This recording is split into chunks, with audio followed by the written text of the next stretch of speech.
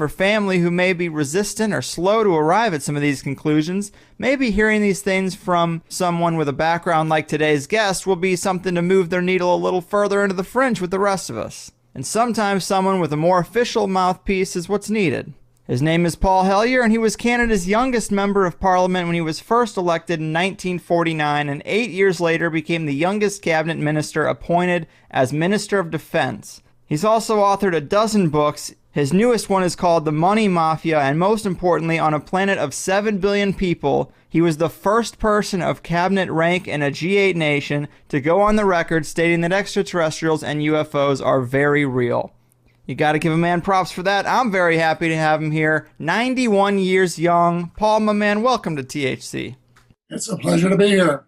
Well, it is a serious honor for me, Paul. Thanks for taking the time to talk to us. The ET situation and the New World Order are probably the two biggest conspiracies out there, and it's very refreshing to hear someone who's been involved in government at such a high level come to these same conclusions. And to get us started here, I kind of gave the cliff notes to your story, but you've had an interesting life and several accomplishments that I glossed over in the intro. Would you mind giving the people a little more education on your background and story? Well, I spent most of my life in and out of politics. And the reason I actually went in the first place was because I'm a child of the Depression, the Great Depression. And I saw poverty at its rawest level. And so after spending a couple of years in the armed forces, I went to university and studied economics. And I asked my professors if recessions and depressions were essential. And they couldn't give me an honest answer. What they said, in effect, is, well, we always have them, and therefore they're part of the system. But they couldn't tell me why they were a part of the system because they didn't make any sense to me. So finally, I figured out they were not, in fact, essential, and that they were really a result from the banking system that had been in place for a long time, and that the whole situation was subject to solution if you change the system. So in 1949, legitimate, or they would call themselves economists, the regular economists were saying that there was going to be a depression, an underlying D, in 1950. And I said to myself, well, this isn't necessary, so, and I know what has to be done about it, so I'm going to have to run for Parliament and see if I can do something. So I graduated from university in May and was elected to the House of Commons in June. And then, of course, you learn the first lesson that just because you have your picture in the front page of the second section of the Toronto Star, the big circulation newspaper in Canada, doesn't mean that you have any influence when you get to Ottawa. You're just another MP. But, and this is the interesting thing, the Depression didn't happen because of the Korean War. The Korean War came along, and always people running the world and pulling the strings will start manufacturing money in order to win a war when they won't manufacture the same amount of money to win the peace. Right. It's a loaded system and always has been for, hundreds of years. And so, of course, with the money that was injected into the system as a result of the Korean War, we had about 15 or 20 years of what I call the golden years. But the problem hasn't gone away because we had a really good system here in Canada from 1939 to 1974, where the money creation function was shared between the Government of Canada and the private banks. But in 1974, the Bank of Canada unilaterally changed this and call it conspiracy, call it what you like. It's a fact that they started taking their orders from the Bank of International Settlements in Zurich, Switzerland. And one of the things that they were told to do by the BIS, as we call it, was to stop providing governments with zero-cost money, with low-cost money. So the Bank of Canada went along with that. It's been downhill for Canada ever since. And we've accumulated enough debt that during the period from when they changed the system in 1974-75 to 2010-11, we Canadians paid $1.1 trillion interest on accumulated debt from those recessions of 81, 82, and 1991 that the central banks of the world brought on. And none of this was necessary. And if you multiply that by 12 or 13 for the American situation, you get an idea of the kind of money that we're really talking about. Of the issues in the world, the most urgent is solving this monetary crisis, because we have a situation where a handful of people who are at the apex of what I call the cabal have a monopoly in creating money.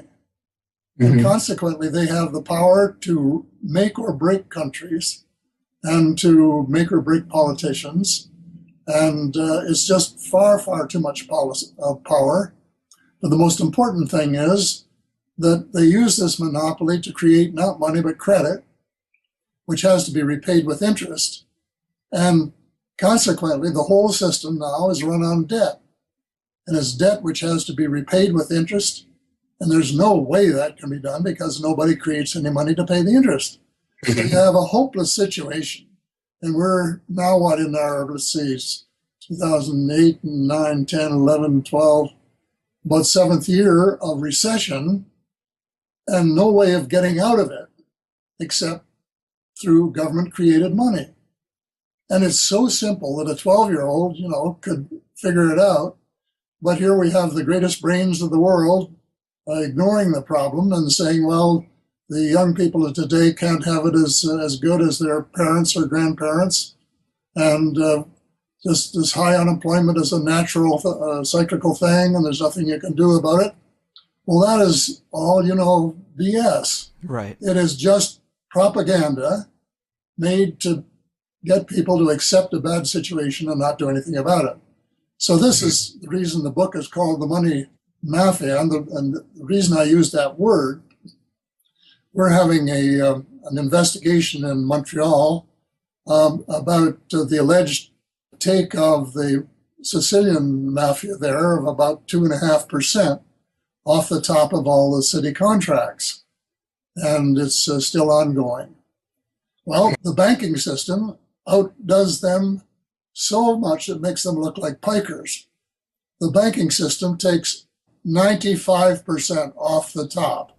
95% off the top, literally. And so they can invest $5 million in their bank. They can then leverage it, as they call it, leverage it up by 20 times, and they can make $100 million in loans based on that $5 million. And the loans can be made to governments or business or private individuals or for mortgages or whatever. And all of that money, the $100 million, has to be repaid in what I call blood, sweat, and tears money with interest. Right. That's one of the real scams is where does the interest come from? The individuals can't print money, only the banks can. So nobody prints the money for the interest. So what they have to do is keep inflating the system, printing more money, putting people further into debt in order to pay the interest on the debt that they already owe. And it's a hopeless situation. It has to be changed. And of course, that's one of the principal theses of the book, is that we have to do that or we're going to be damned with this situation we have in Europe today, where Europe is, the 25% unemployment rates and uprisings real or potential in Greece and two or three other southern countries, I guess Spain and maybe Italy. And nobody's doing anything about it. They're just sitting there saying, well, maybe it will all work out in the end. Well, the answer is it won't all work out in the end because it's a hopeless situation and it's got to be changed. And we have this organization called the G20, which was put together a few years ago to sort of regulate the world and make us all march to the same drummer. And they spent the first 3 or 4 years trying to patch up this lousy banking system. And of course, they didn't patch it up. They made it safer for the banks, but it didn't do anything for the people. On the contrary, we're worse off now in many ways than we were then. The governments are in greater debt. The U.S. government has to keep, the Congress has to keep increasing its debt limit. Individual debt in Canada is at an all-time high and so on. And so the system is nothing but one great big Ponzi scheme, and we have to start out by solving that one. And the solution is very easy, very simple, and I've got it all spelled out, and not for the first time, but again in the Money Mafia. And I just hope that a lot of people will read it and then take the kind of action we can talk about later to reverse the course of history and get the president to start doing the things that have to be done. And that would include getting rid of the Fed. There will be no peace on earth and justice on earth as long as the Fed exists, because it's owned by bankers, not by the people, notwithstanding the high-sounding title it's got. And they're going to have to set up a publicly owned bank of the United States. In the meantime, you have this anomaly that the president can mint platinum coins, I think it is. You could start out with a couple of $1 trillion platinum coins and share them with the states and to get the economy up and rolling and stop the austerity and start offering some hope to young people and paying decent wages to the large number of people who are working at substandard wages and who can't really make ends meet. So that's sort of the end of my little sermon. It's not really the end, it's just the beginning, but it'll do for the moment. Yeah, that is a really good introduction. And it is so interesting because here in America, almost everyone, all we know is the Federal Reserve. So, and the idea of switching that, it seems like so tough to do, but yet to hear that in 1974 you actually had a public bank in Canada, that's very awesome, and it's inspiring to hear because it lets us know that, you know, the tide can be turned. Can you elaborate at all for people who might be so foreign to this, how it might have affected the life of the average Canadian as opposed to obviously the debt-based banking system they use now? Oh, absolutely. In 1938 in Canada, and I remember it well, when there were no jobs, period. No jobs. 1939, the war comes along, and first thing you know, everybody is either in the armed forces or working. And we reduced unemployment from the high of the Depression down to an historic low of 1%.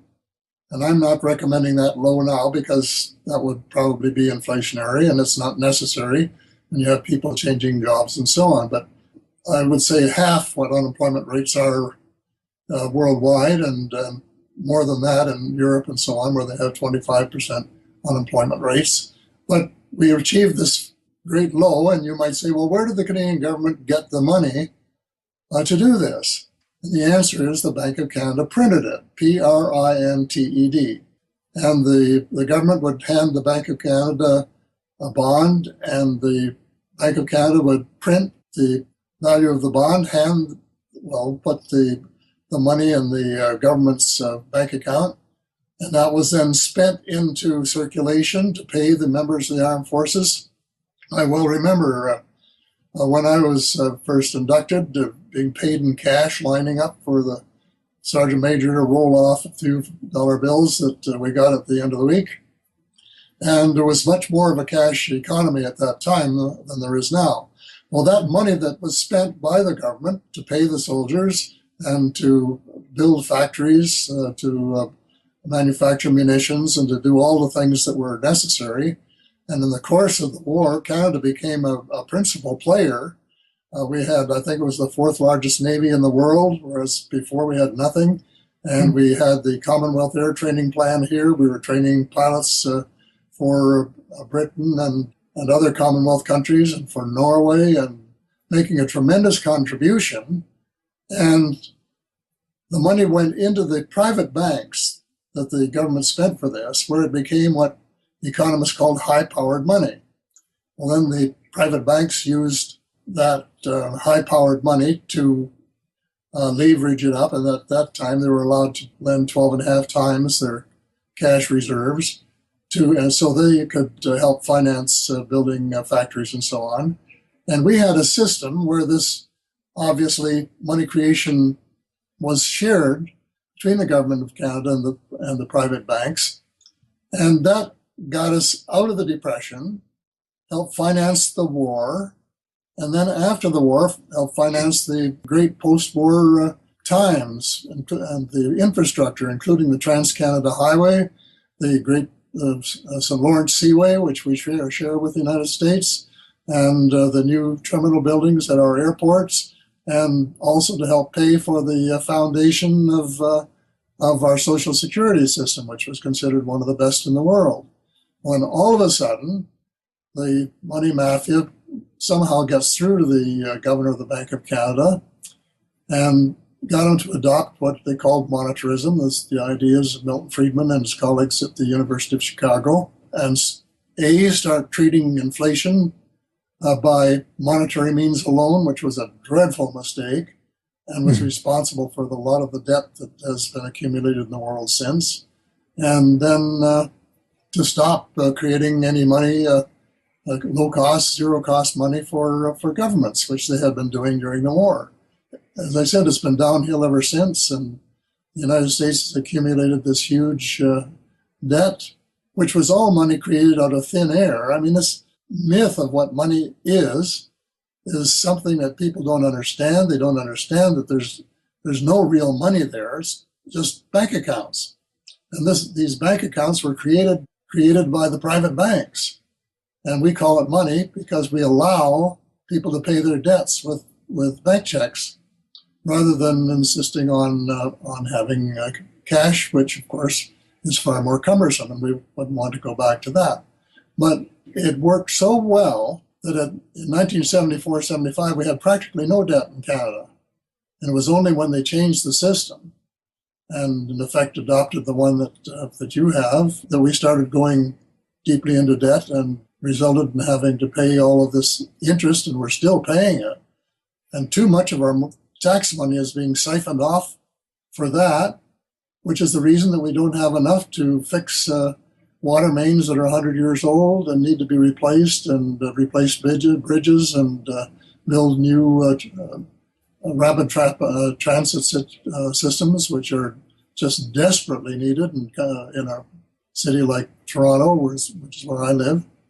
And all of these things waiting to be done, and there's no money for it unless you borrow it, which in the old days we didn't have to do. At least we didn't have to pay interest on it.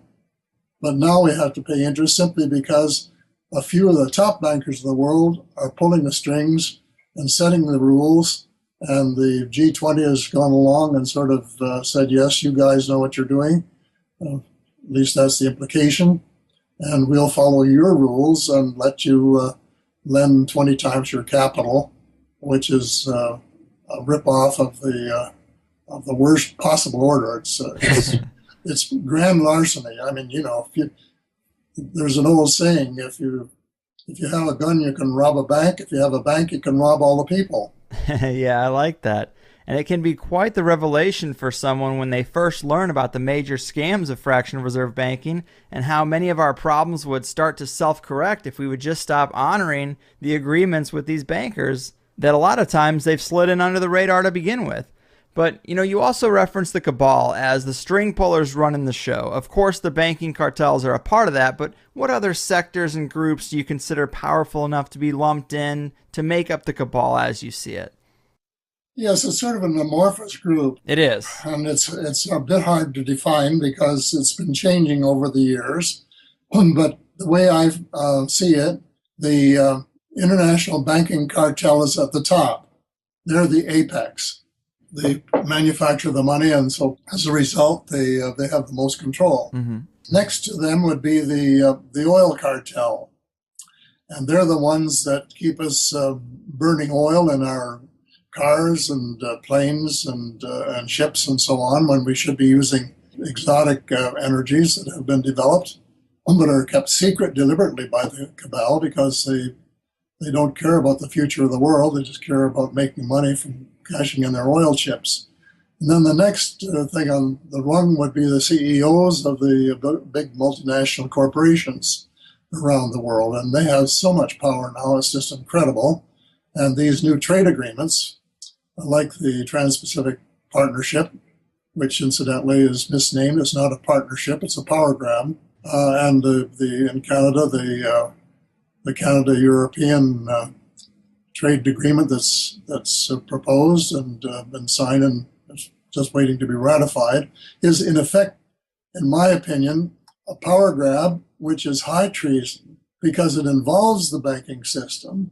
And under those treaties, there is what they call a settlement mechanism, where if any country changes the rules, which affect the potential profitability, the real or potential profitability of foreign investors, they can be sued. So what we're proposing to do is to set up a system where if we were to go back to the kind of system I just described that worked perfectly for Canada from 39 to 74, if we were to do that again, which is the only thing that makes sense, slight variation on the theme, but the principle is exactly the same. If we signed the treaty and ratified it and then tried to do that, European banks could sue us for hundreds of billions or trillions of dollars. Oh, wow. Which means that it'll never be done, that we'd just be caught in this quicksand and never be able to get out of it. Oh, man. So this is how important these treaties are. And this Trans-Pacific Partnership has been negotiated in absolute secrecy that people have no idea what's going on.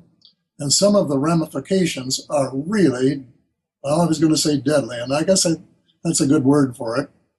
Certainly it's the death of democracy. Yeah. Because the people lose all their power. It's transferred to the transnational corporations.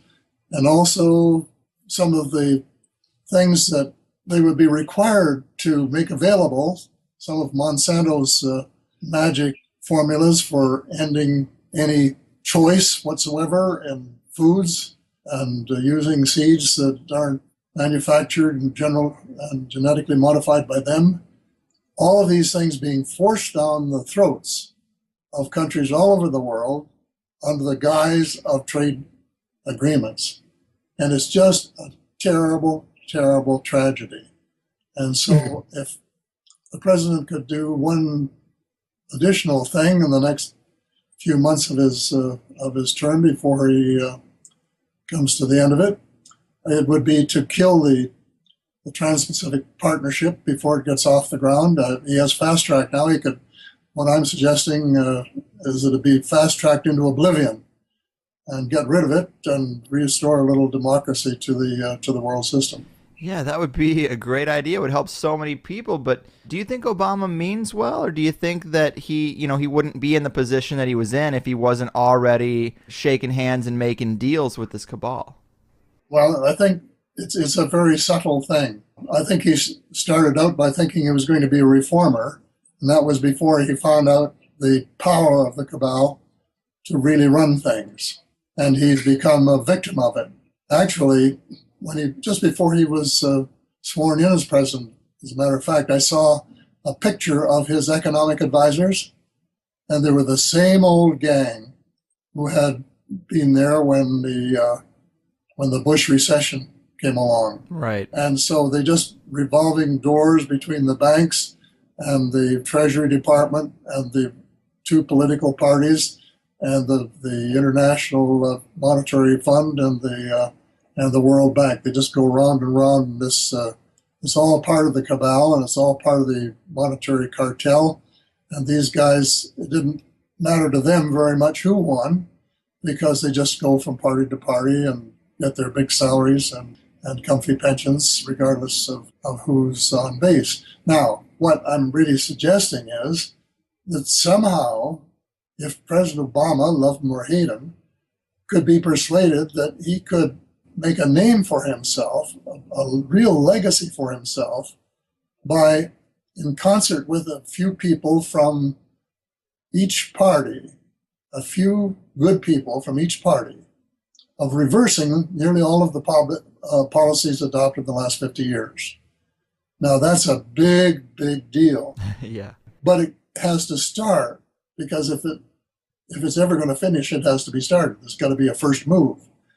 And so what I'm really proposing in the book is a list of things that have to be done, and saying the time has come when we have to get at it.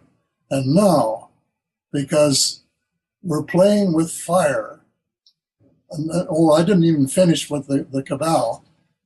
I got down as far as the multinational corporations. Well, then the next level, tremendously important, are the intelligence agencies. Right. Mostly United States, but with a little cooperation from a couple of others in other parts of the world.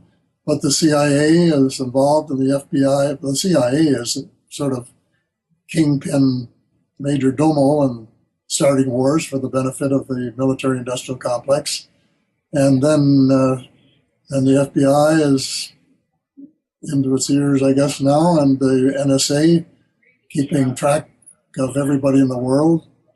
So when the New World Order is established, they'll know who's on first and who isn't. They can just divide the people who are their friends from the others and proceed.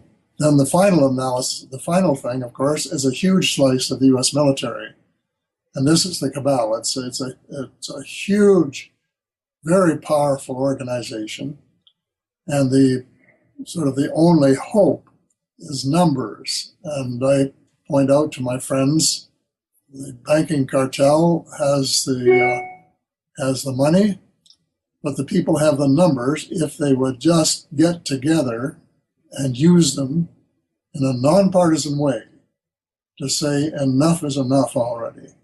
And we want the system reversed because we don't want a third world war, which is the direction which we're headed at the present time, which could result in the end of the human species, actually, with the kinds of weapons that exist at the present time.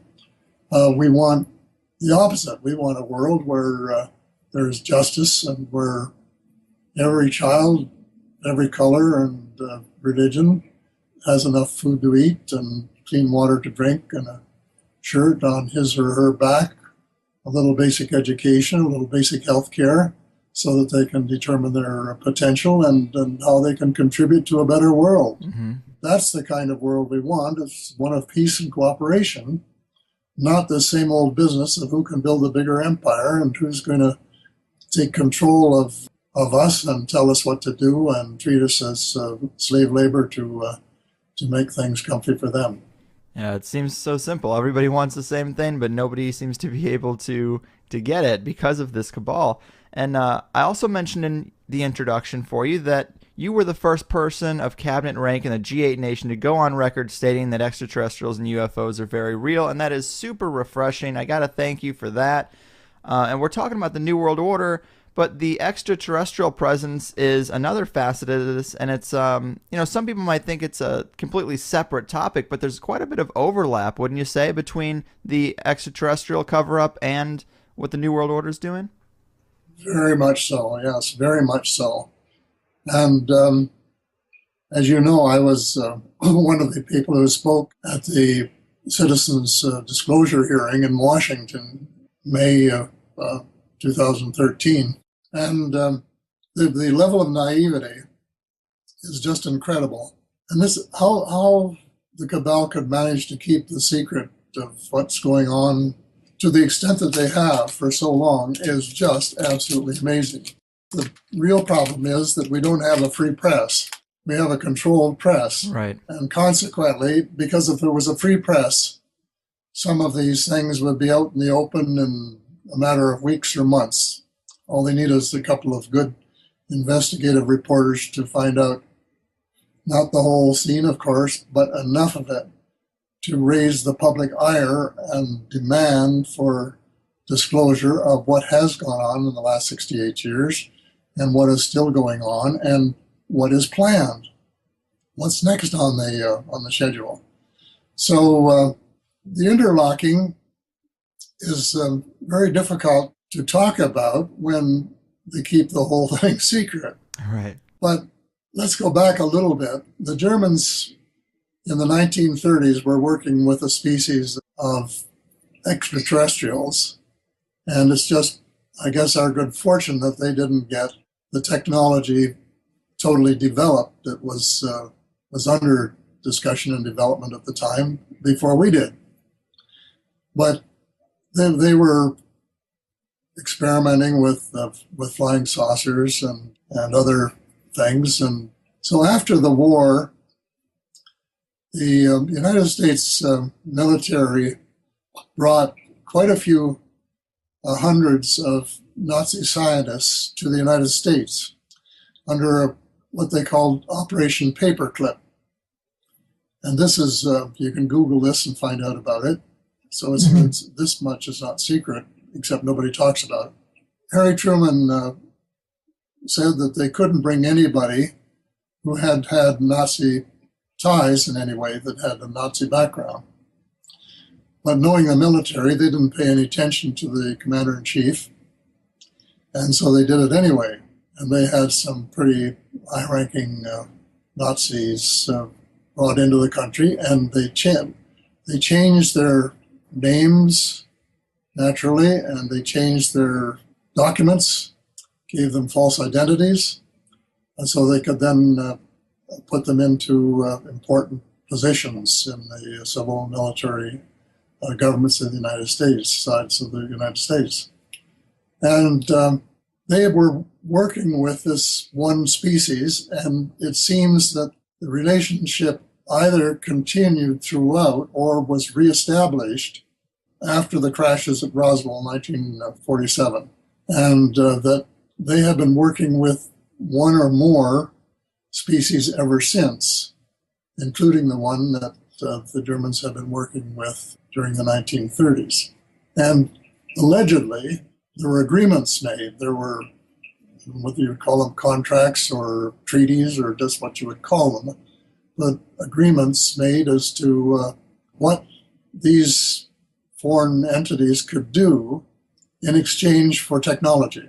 And these are the kinds of things that should be made available to the public. The public should be let in on the secret, were the agreements kept or were they broken, what were in them, and what were the conditions of the agreements, and to what extent, of course, was the technology transferred, because it appears to anyone that's even remotely aware of what's going on that there's been fantastic progress, just mind-blowing progress in 68 years from, the, I wouldn't say backward, but the kind of society and the technology that we knew, I knew as a youngster in the 30s and 40s, and then what I believe to be true now, which is just light years different, really.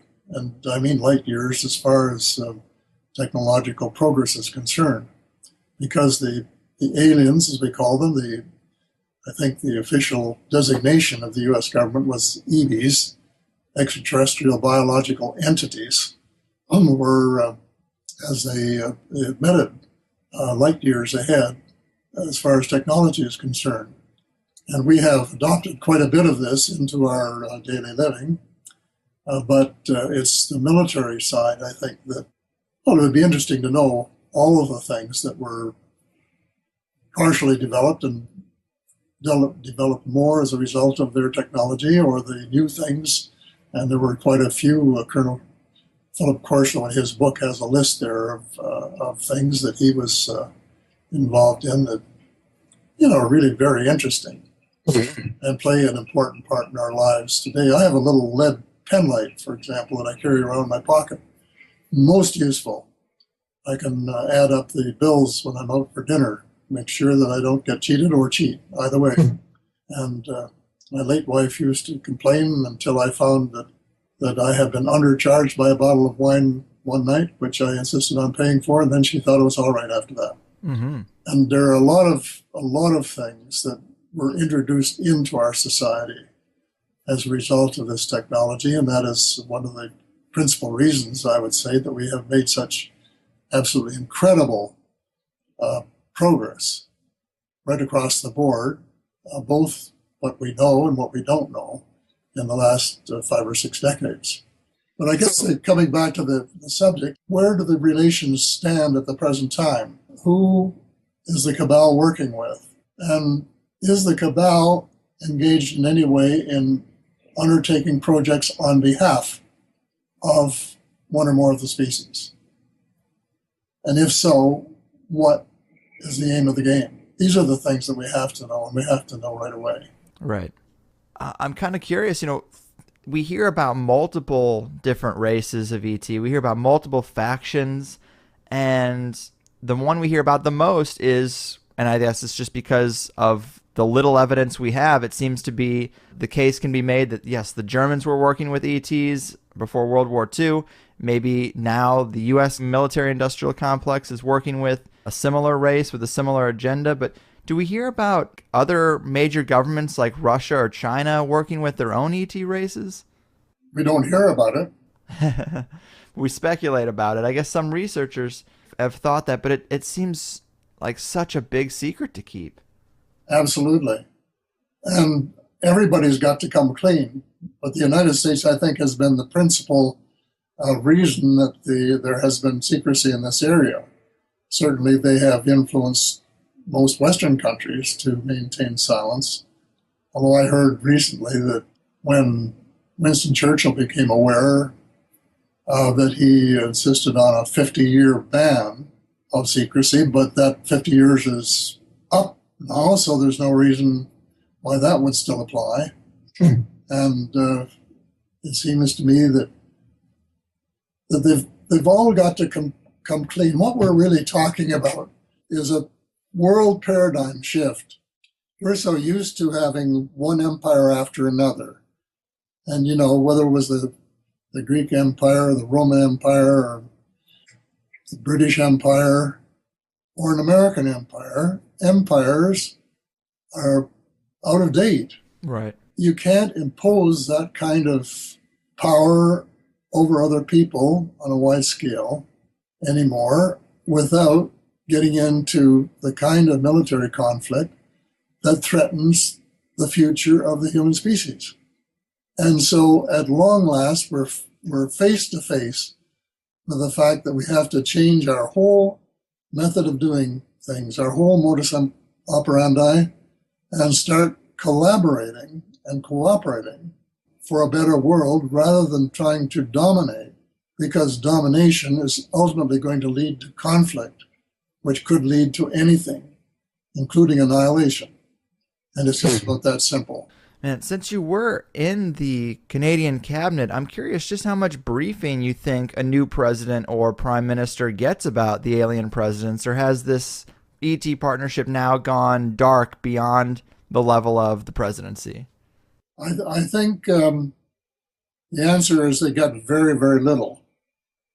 The people in the cabal, none of whom are politicians in the active sense.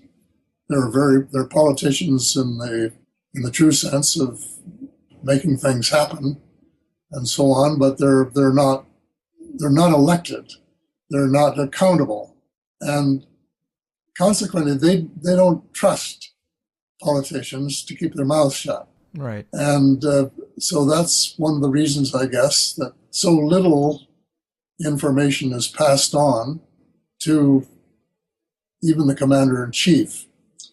I've seen one alleged briefing. I don't know whether it's true or not, but I've also heard of other briefings where the president has been given sort of a rough overview of what has been going on with appropriate information of a sort of macro kind, but very little detail and very little detail of what the Black Ops have been doing.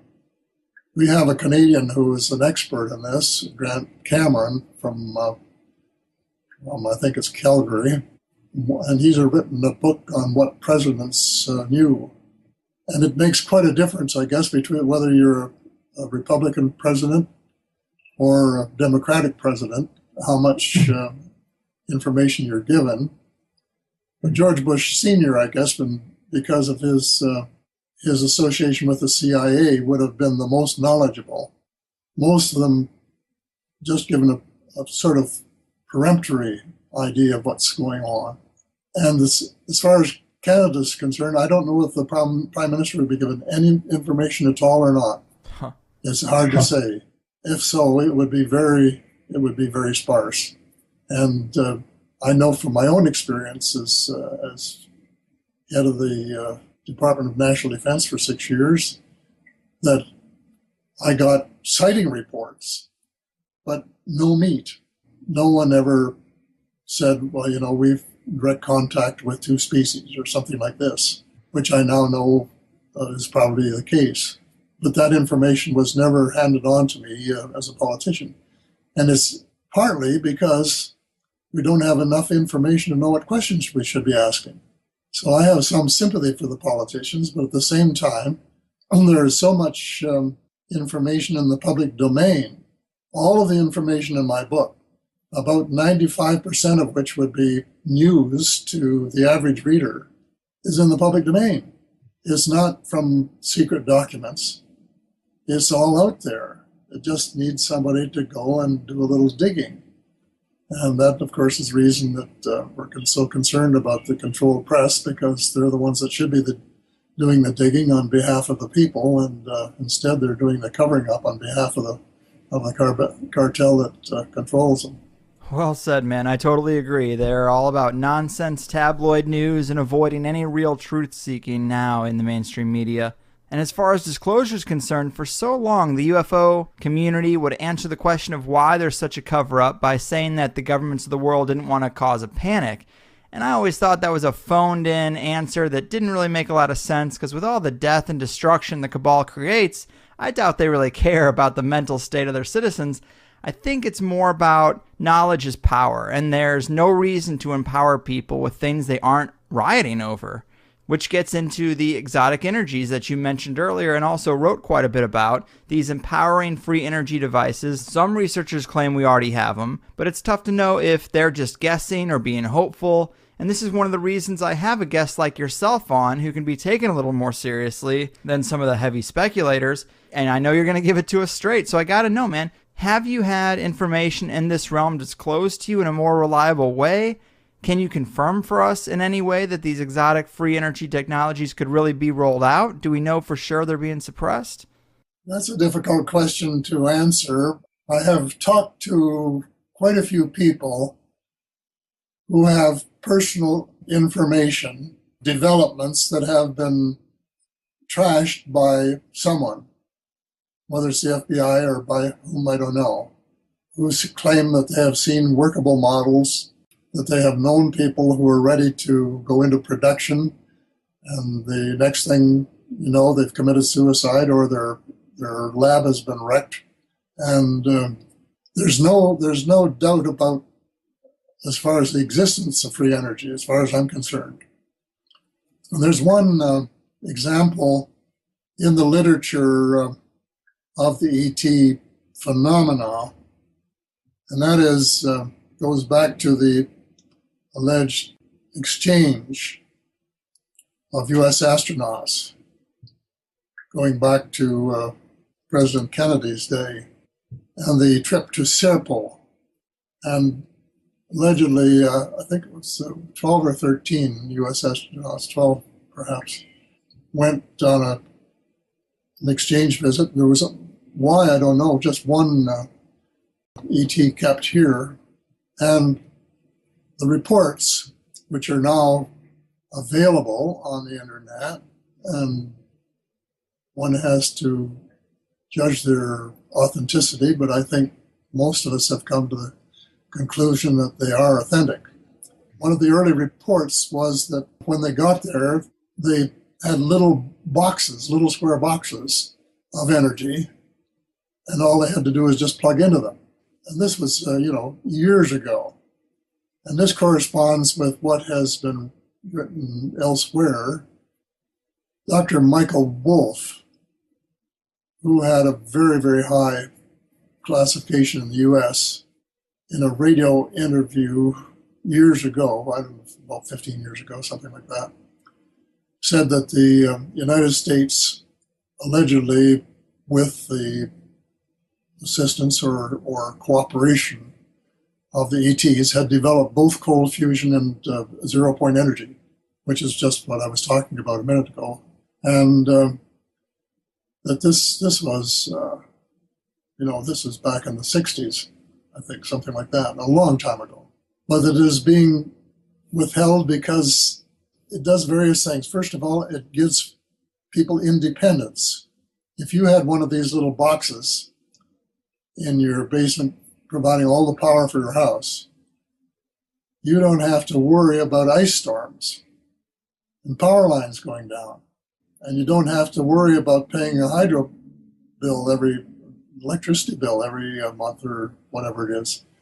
So it gives people power, individual power, which is the antithesis, of course, of the idea of centralized power. And so I think there's some people that think, well, hey, we don't want these people in a position where they can more or less thumb their noses at us. Well, then the other thing, of course, is the cashing in of the oil chips.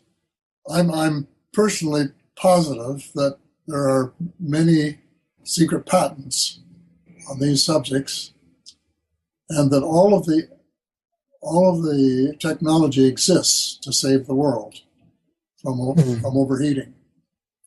And in my book, I recommend that we change the power source in every car, truck, tractor, airplane, ship, and home in 7 years. And I know that people sort of look at me when I say that. But I say that is, first of all, about the timetable that I believe is realistic. When I wrote my second last book, called Light at the End of the Tunnel, the survival plan for the human species, which is still quite popular, actually, I said we had 10 years, but that was written 3 or 4 years ago.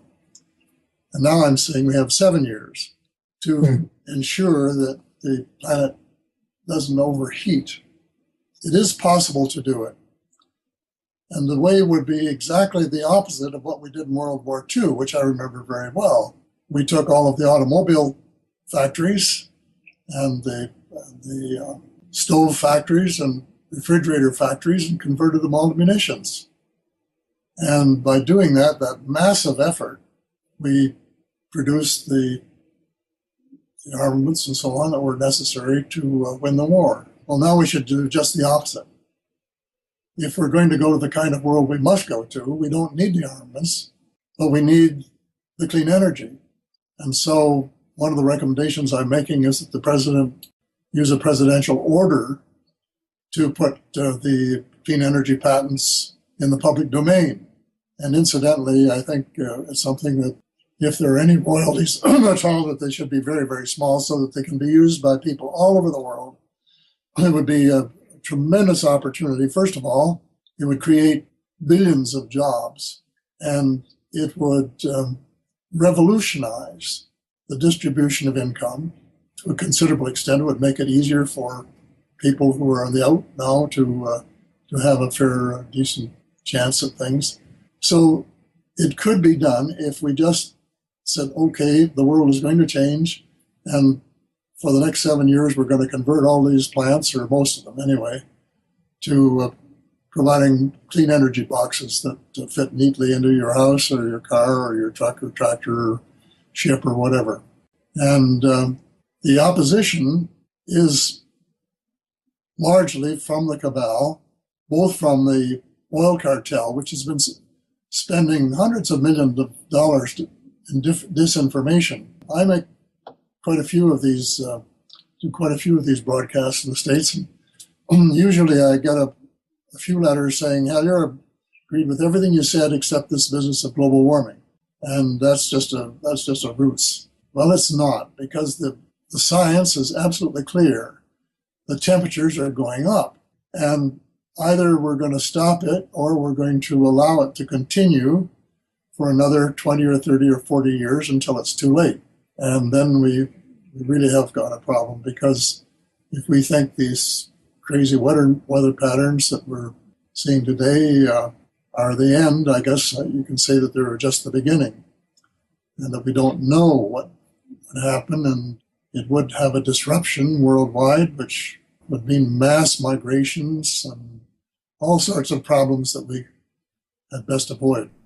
Yeah, well said. I mean, I wouldn't ever deny that the climate is changing. I just tend to think the Earth is going to go through these cycles regardless of what humans do or how we feel about it.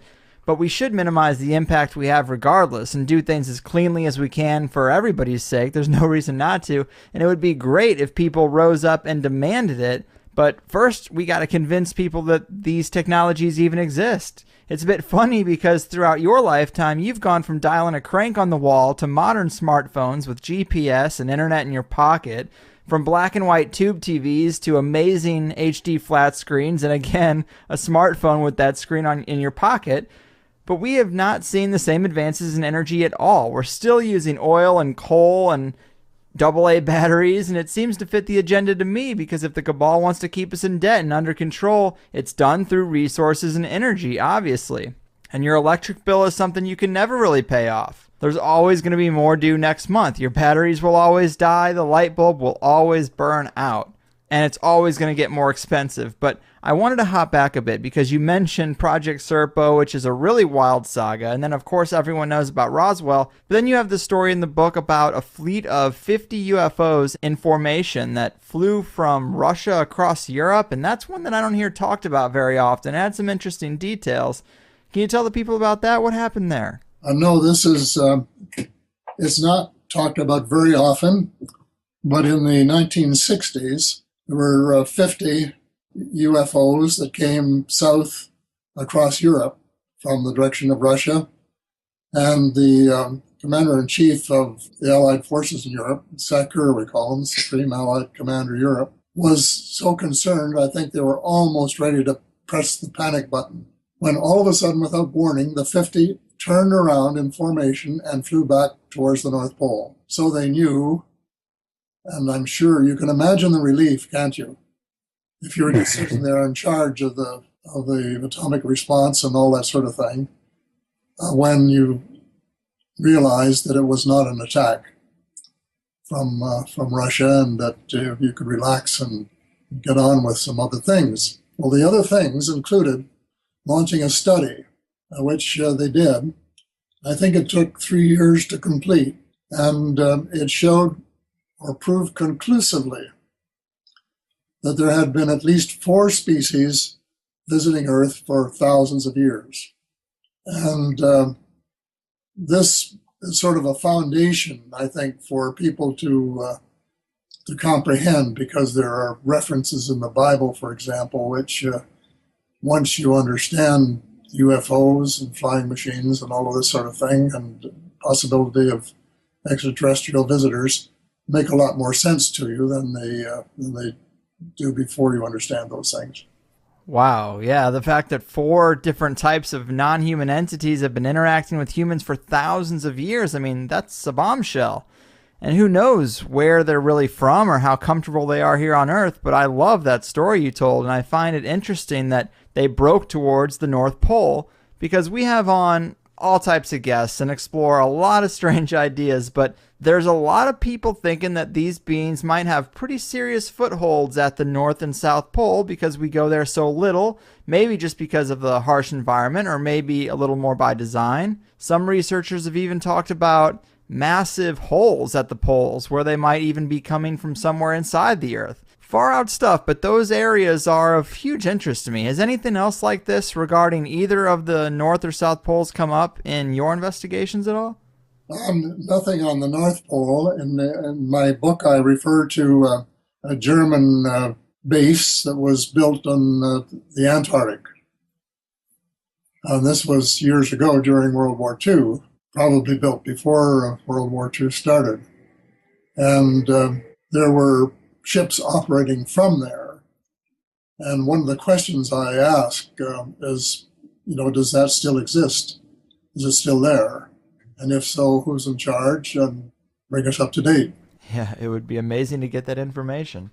And you mentioned 4 species perhaps. And of course, we hear all kinds of numbers, but the 4 species, I guess the ones I hear about most often would be the grays, tall whites, reptilians, and insectoids. Are those kind of the 4 that you hear about the most also? There are many, many more now. The numbers are very high.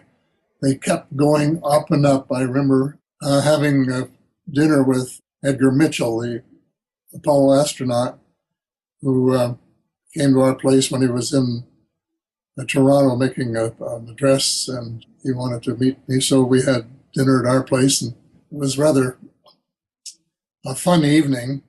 And he was from Roswell, At one point, he said about the alleged crash at Roswell, and I said, "Oh, come on, Edgar. Why do you use the word alleged?" And of course, his face went red because he knew that you had just said something that was nonsense. And right after that, he said, "Well, how many species do you think there are?" Question to me. And I said, "Somewhere between 2 and 12. And he said, "Yes, that's what I think too." Well, that was, let's see, I think 8 years ago. Since then, the numbers have just been going up. And I have seen numbers I wouldn't even use on the air. Because I think if you go far enough out into the universe, the numbers become astronomical. Right. I saw a number a long time ago of 26 different species that had been identified. And then I saw a number that was greater than that. So there are a lot of them. And as Earthlings, I think we don't necessarily have the same agendas, which is the reason I'm very anxious to have full disclosure, so that we know who they are and as much about them as we have on record. Because most of the ufologists that I know think that they are, for the most part, benign. And there's a lot of talk about them wanting to help us and to do things for us. And certainly we could use their help in some areas other than the military. And those other areas, in my opinion, would be agriculture and medicine, for example, where they're, again, just a long way ahead of us. But yeah, there are many species, and most of them are benign. But allegedly, and this always comes up in the presidential briefing, they say that there's one that isn't, or may not be. Well, I've never said publicly who that one was, and one has to guess or look at the literature to see if you can figure it out. But I guess I'd like to see some kind of connection between the Earth and the benign groups who want to help us and work with us, and then sort of put that in perspective with the possibility that there are one or two that are working on projects that are not in our best interests. Right. Paul, this has been super fascinating. We've been all over the map, covered a lot of angles. I really respect your decision to pursue these avenues and speak out both about the money mafia and alien disclosure. Not something many people are willing to do. So thanks again for that and for talking to me today. Would you like to remind the people about some of your books and your website and where they can get the books and all that before we really wrap it up?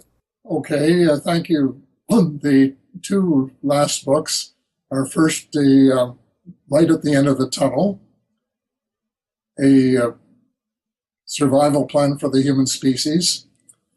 And if you're interested in doing two books, I would get that one and read it first. It has sort of an introduction to it has one chapter on the ET affair. Then the most important one is the latest one, The Money Mafia, A World in Crisis. Is more powerful, is more up to date. It has two chapters related to the ET file, but it brings in more issues and ties them together more as one great big ball of wax. And also, both have an action plan, but the most recent book is slightly enhanced. It has more things that have to be done, and it spends a little more time on global warming and the urgency of getting away from just thinking that this is a problem that's going to go away if we don't pay attention to it, and so on.